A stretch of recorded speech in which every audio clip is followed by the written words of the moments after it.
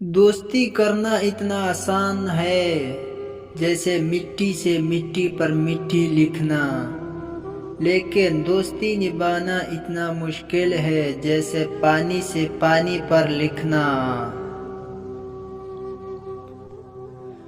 کبھی نہ گرنا کمال نہیں ہے، مگر گر کے سنبھل جانا کمال ہے۔ صبر کرو مقصد تک پہنچ جاؤ گے۔ اگر خوش رہنا چاہتے ہو تو نہ امید رکھو اور نہ شکوہ کرو۔ عقل کے ذریعے خواہش نفسانی کا مقابلہ کرو۔ احسان کرنے اور درگزر کے ذریعے گناہوں کو چھپانے سے عظمت اور بزرگی ملتی ہے۔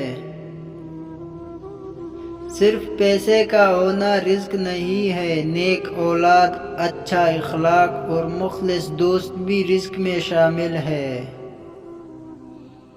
بے شک دنیا اور آخرت کی مثال ایسی ہے جیسے ایک شخص کی دو بیویاں ہو، ایک کو راضی کرتا ہے اور دوسری روٹھ جاتی ہے۔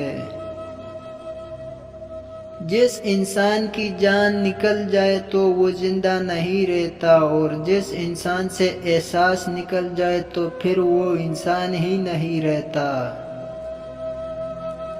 اس دنیا میں تم بھی مہمان ہو اور تمہاری آرزویں بھی۔ بہترین مرد وہ ہے جو دیر سے ناراض ہوتا ہو اور راضی جلدی ہوتا ہو۔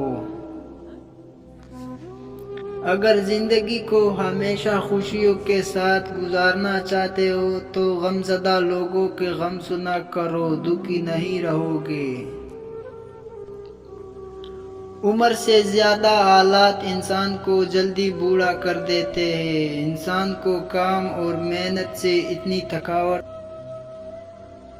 اگر انسان صابر ہو تو اس سے کی گئی ہر زیادتی کا جواب عرش سے آتا ہے۔